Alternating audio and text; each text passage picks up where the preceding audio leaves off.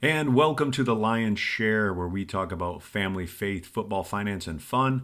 I'm Mitch Lyons, your host, and I'm looking forward to this series I'm starting today. We are going to be looking at NFL coaching leadership lessons from all the coaches I played for in my 7-year career. And today I'm going to start with Jerry Glanville. He was my head coach in Atlanta. And for those of you that are NFL fans, you probably remember Jerry Glanville, the man in black, coached for the Houston Oilers for a number of years. And then ultimately came over to the Atlanta Falcons and coached there from 1990 through 1993. He was actually the man that drafted me into the NFL. I was a sixth-round pick, 151st pick overall in the 1993 draft.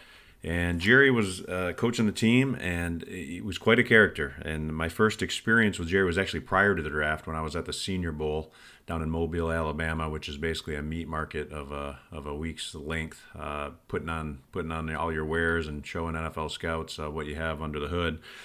And first practice, it's pouring, it's raining cats and dogs, and they decide to move practice into a basketball stadium, which doesn't usually occur in the course of a football season. But we practiced in the basketball arena in Mobile, and I'm coming off a knee injury from my last game, my senior year in November at Michigan State. I got hurt, hyperextended my knee, sprained my MCL at Illinois. So I was kind of coming back. I was a late invite to the Senior Bowl, so I went down there kind of not 100% confident in my knee, and we go right from stretching to the whistle blows, and we were going off to one-on-ones. We get warmed up at tight end drills, and then we go right over to meet the linebackers for one-on-one run blocking.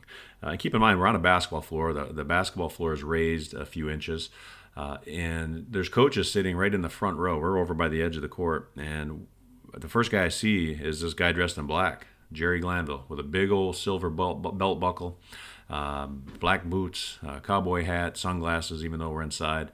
He was quite a character. So, I was interested then, and I lined up against Darren Smith, who was coming out of the University of Miami, who would later be drafted by the Cowboys and play on their 3 Super Bowl teams in the 90s, winning 3 times. So he had a pretty good career, but good player. And I came off the ball, and I had a pretty good block against him.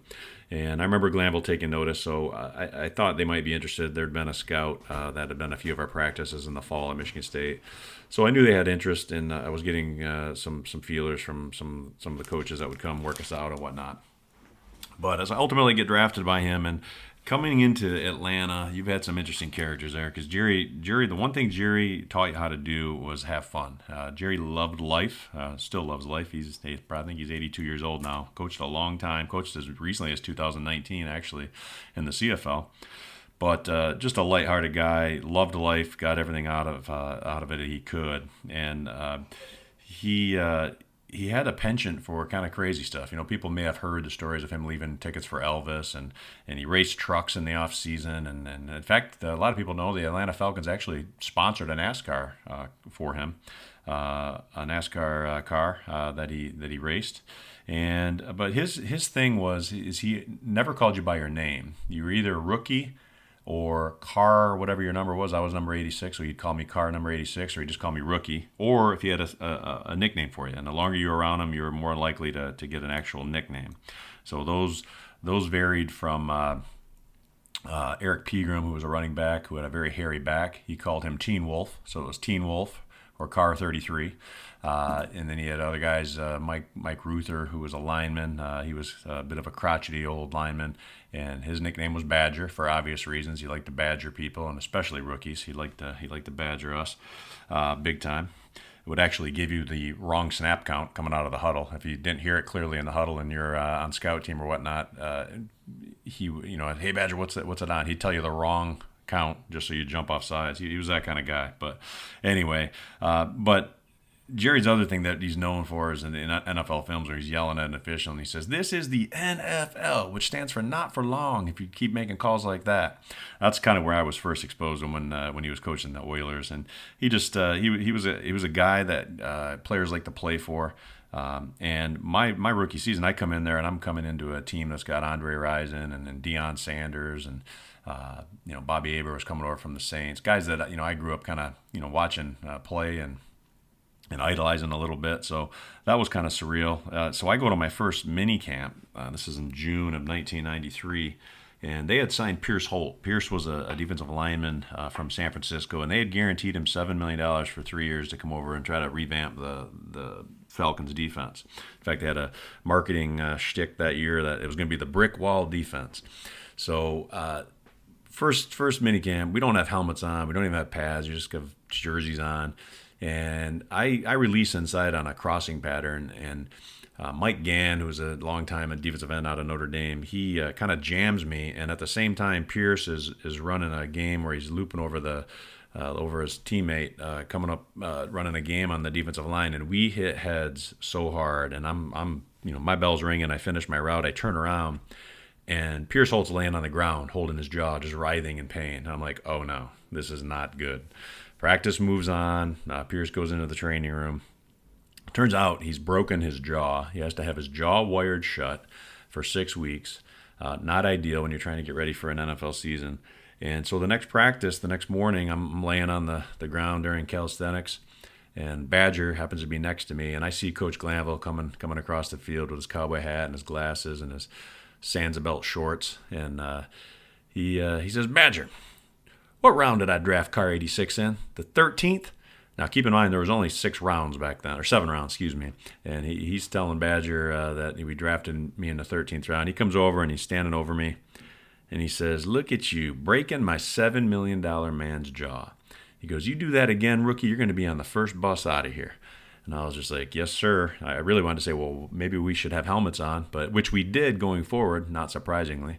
But that was kind of my entrance and introduction to NFL football, and it started with Jerry Glanville. But we started off 0-5 that year, which was not the way you want to start off. So I didn't really get an understanding of how fun it was to play for Jerry until we got through that 5-game sequence. And Dion came back. He'd been playing baseball. We lost our 5th game, which was on a Sunday, and we had a Thursday night game, home game against the Rams that Thursday, and the Braves got eliminated from the NL playoffs on Tuesday of that week, and the papers are all, "Is Dion going to play? Is Dion going to play?" And I'm like, "There's no way he's going to play. He hasn't been at practice," and baseball ended on Tuesday, and here we are. We got a Thursday game. I show up at the stadium on Thursday night, and lo and behold, Dion's uniform's all laid out in front of his stall. And I said, "Well, I guess he's playing." And he did, and he came in and he played nickelback for us that game, and we ended up beating the Rams. And then we proceeded to win 6 of our next 7 games. And then it got fun because Jerry, boy, he knew how to let his hair down and let guys express themselves. And obviously Dion and Andre were characters, and we had a number of other characters on that team. But it was a lot of fun, and it had lined up where our remaining 3 games were against the 3 worst records in the NFL. And if we won those 3 games, we controlled our own destiny, we'd make the playoffs. So it was all there for the taking. And consequently, we go on to lose every single one of those games, and Jerry has shown the door, and that was the end of his NFL head coaching career. So we didn't go out the way we certainly wanted, but the lessons I learned from Jerry that I take with me still today is that have fun in what you do, right? I mean, every NFL season's a grind, right? And you've got to have some fun along the way. And it's only a game. It's not. It doesn't define you.